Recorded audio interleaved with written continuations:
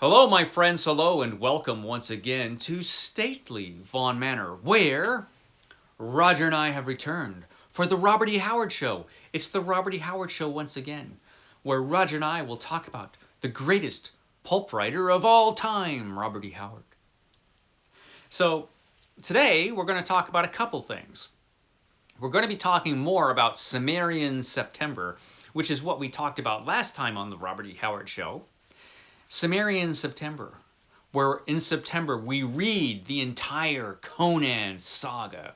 Every single bit of it we'll be reading in September. I hope you will all join us, or at least as many of you as, feel like doing it.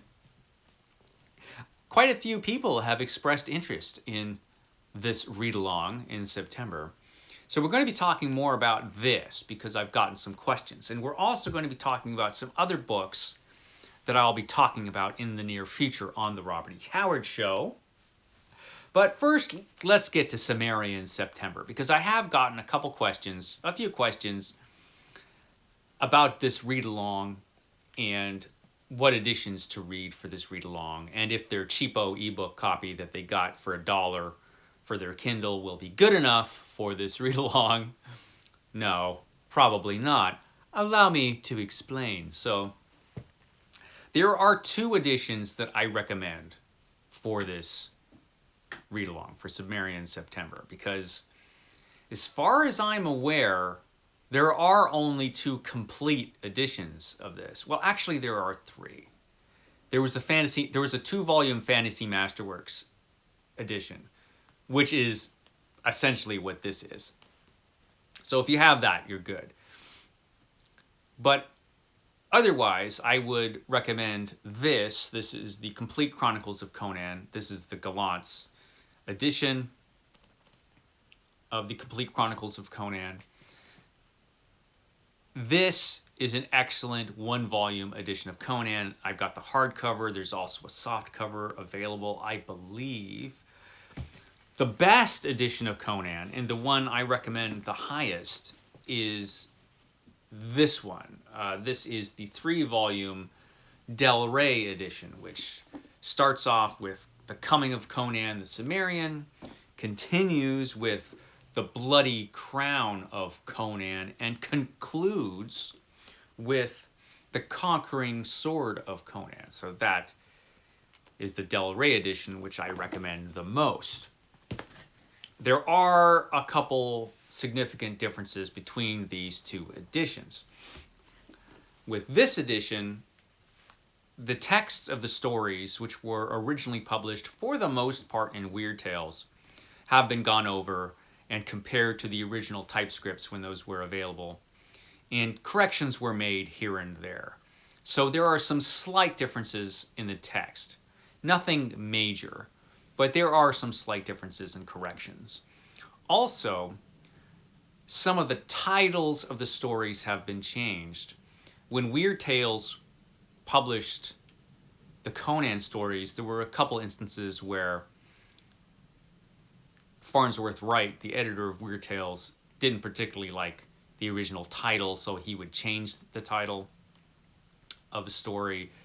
This restores the original titles as Robert E. Howard intended. I don't think Robert E. Howard cared particularly that much, but yeah, the original titles were restored for this edition, this 3-volume edition. Also, the order that the stories are presented is a little different.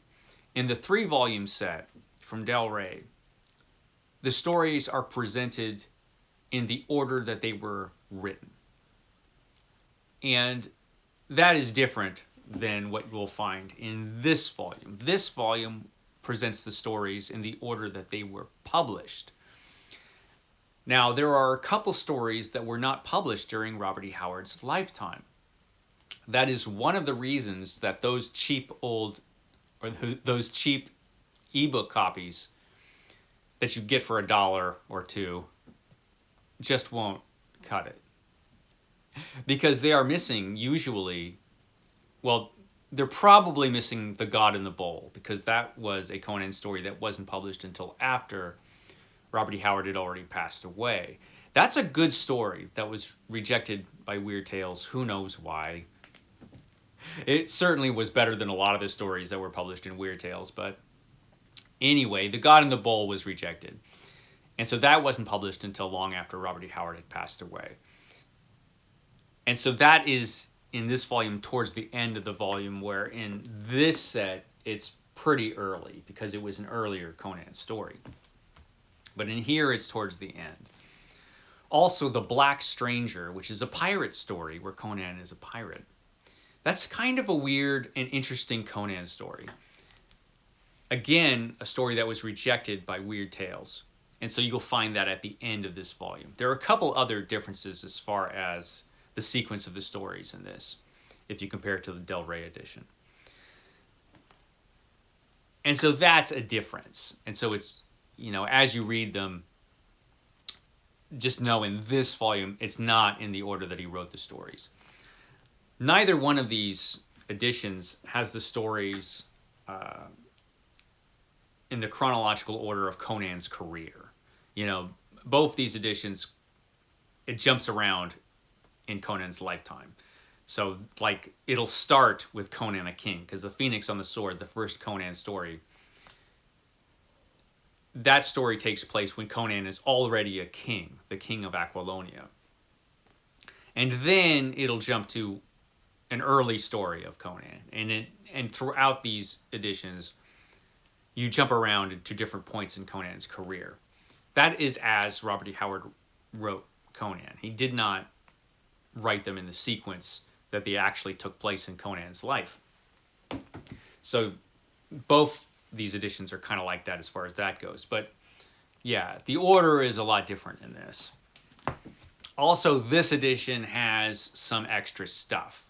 There are some extra things in this edition, like the Phoenix on the Sword, for example. There's that was based on a King Cole story called By This Axe I Rule. There was an original Conan version of that was rejected. And Farnsworth Wright asked for some changes to be done to that story. And so Robert E. Howard made those changes, and The Phoenix on the Sword was published as the first Conan story.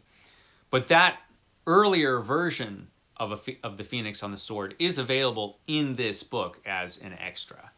So these editions have a bunch of extra stuff.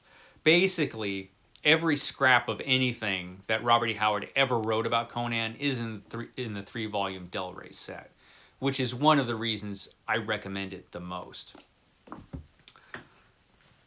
Now, if you already have this, or if you just want Conan in one volume, this will work. This will work for Sumerian September. It'll work just fine. I mean, it's an excellent volume. I've nothing bad to say against it. It just doesn't have as much as this set does, and to my mind, this is the superior set for the reasons that I just gave. Now, I don't know if this has changed. When I first started reading ebooks, when I got my Kindle years ago, I guess it was 2008, I don't remember, but every Robert E. Howard book from Del Rey that was available at the time, and I think most, if not all of them were, I bought as ebooks. And I realized after I started reading the Conan volumes that the illustrations were not included in the ebook versions. And this has beautiful illustrations. Every other Robert E. Howard book from Del Rey that I got does have the illustrations. So I don't know if that has changed. But certainly when I originally bought these, they didn't have the illustrations. Which sucks. Which makes me think if that's still the case, and if anyone knows, let me know if that hasn't been changed. Get the paperback versions instead of the ebook versions, because, yeah, the illustrations are just beautiful in these volumes. And again, another reason I think the Del Rey editions are better. And like I said, that could have been changed because it's been years. Although, a lot of publishers just care so little about their ebooks that that could still be the case. I don't know. But yeah, these editions I think are the best editions to get for Sumerian September, and I'm really looking forward to it. It's going to be great. It's been a long time since I've read the whole saga. I will be reading them in the Del Rey set just because I think this edition is better, like I say. And a lot of people have expressed interest in it, so it's going to be pretty exciting. Steve Donoghue on his channel also is extending this to reading every Marvel comic book of Conan. And I've actually have been intending for a long time to read every Marvel comic book of Conan, at least when they first did it. They did Conan until into the 90s, from the 70s into the 90s. And then they lost the license to Conan, and they didn't get it back until a few years ago, and then they lost it again. Now, reading every issue of Conan that Marvel published during that initial run in 1 month? 1 month? Probably not. Probably not. I probably will not. I can't do it. It's impossible. Marvel published a lot of Conan. They had the regular color comic book. I have them all in these big omnibus editions.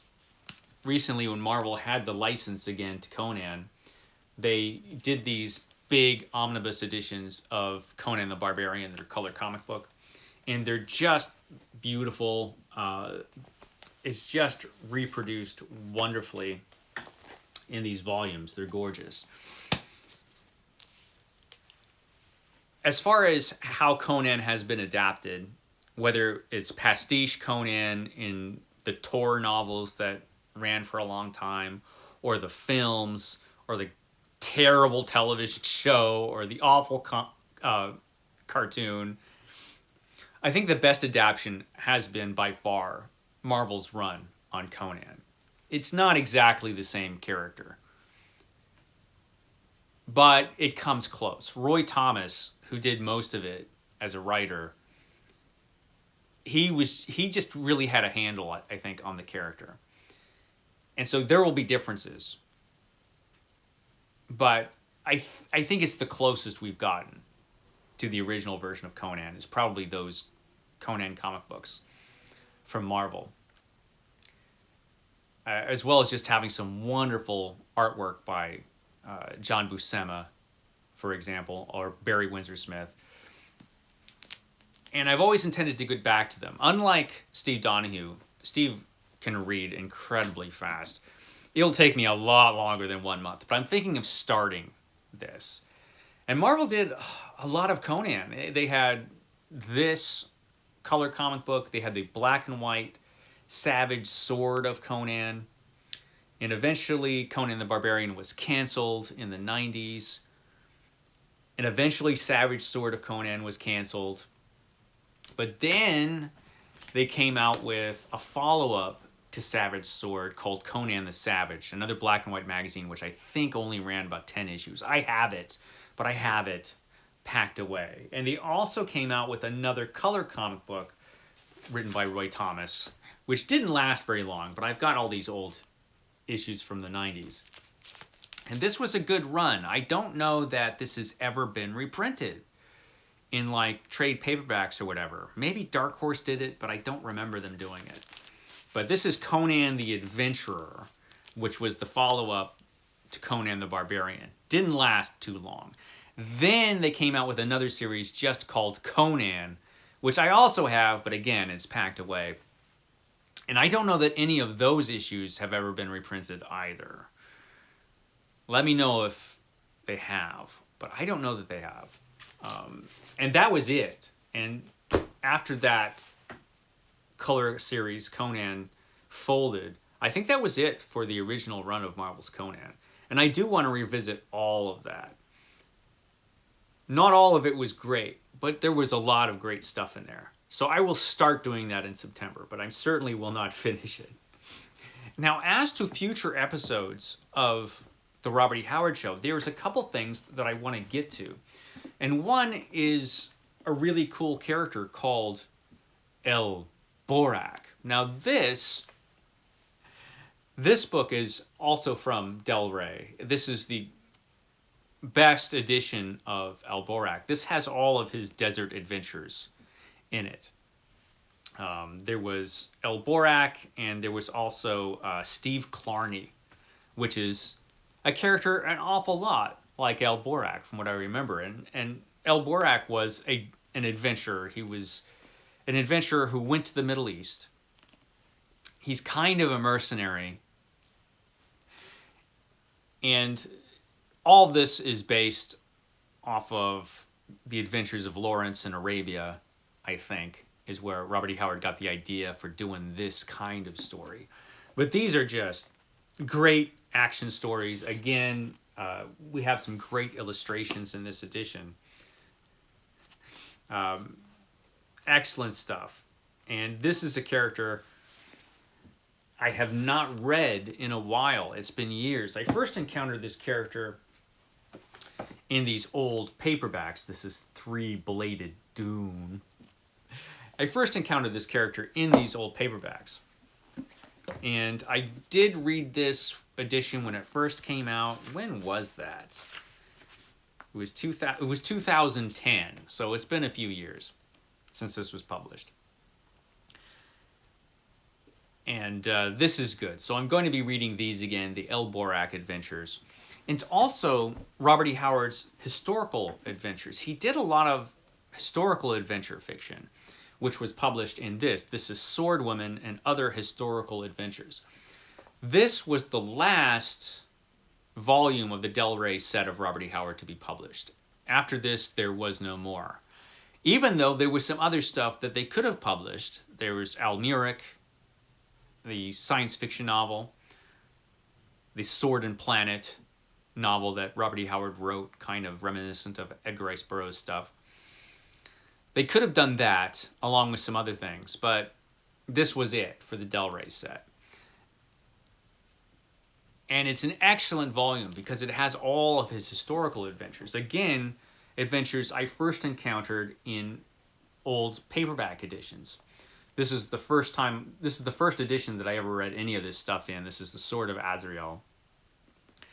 And a lot of these stories were taken by L. Sprague de Camp and turned into Conan stories in L. Sprague de Camp's edition of Conan, which he did for Gnome Press in the 50s and then for paperback for Lancer.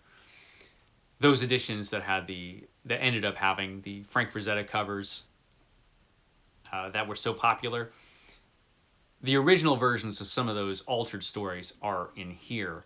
This is a dynamite volume. Again, I haven't read it since it was published, which was probably, 2012? When was this published? This was 2011. This came out in 2011. And that was it. So it's been a while. It's been a while since we've had a really decent edition of Robert E. Howard's work. I think it's about time to have a really nice new edition of Robert E. Howard. These Del Rey volumes are still pretty readily available. I think you can still get your hands on all of them. But it'd be nice to have a nice hardcover set, something new. But certainly all these historical adventures I want to get to and talk about. So I'm going to have to be reading these two books in the near future. I need to find some space in my very crowded reading schedule to read these. Also, one of the things I really want to get to and talk about, because I think this is pretty important, is this 2-volume set of books. This is the letters of H.P. Lovecraft and Robert E. Howard. So they were pen pals, and they became friends by being pen pals. Robert E. Howard and H.P. Lovecraft, who both wrote for Weird Tales, of course.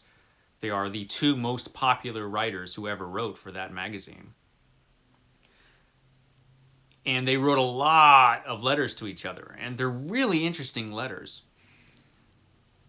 And so I want to get to both of these volumes and talk about them here on the Robert E. Howard Show. And perhaps a little bit on Mythos Monday as well, the show I'm doing on H.P. Lovecraft. But this is interesting stuff. This is interesting stuff. And you can learn a lot about both of these writers from their letters. And so I'm going to be getting to these and talking about this stuff in the near future. And I've probably yammered on for long enough, right, Roger? I've just gone on and on. So I'll wrap it up for now for the Robert E. Howard Show. And I will catch you next time.